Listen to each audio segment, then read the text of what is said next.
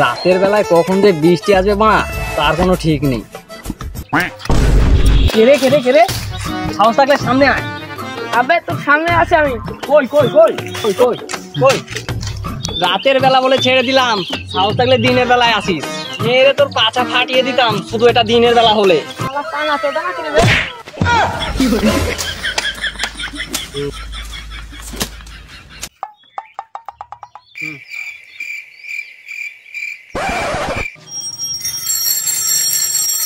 রাস্তা কি ওর বাপের নাকি রে বাড়া? তখন থেকে বেল দিচ্ছি শুনছেই না। মেরে দে মারা। দেখে চালাতে পারিস না বাড়া, বেল তো আপাতত বাঁধাতে পারি। তখন থেকে বেল মারছি না, হ্যান্ডেল মারছি। আমি কি করে বলবো লকডাউন মিষ্টি দোকান কেন ছিল?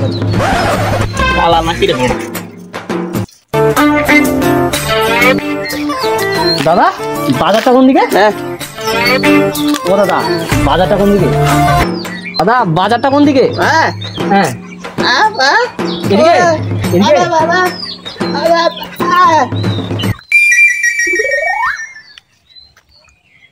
আবার তোদা নাকি রে বাবা?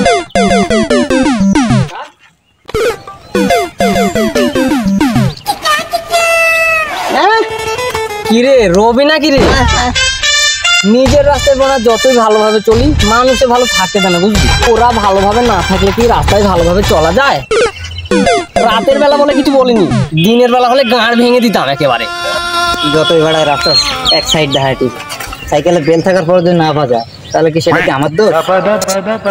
আমি তো বলো সূর্য যখন দিন উঠে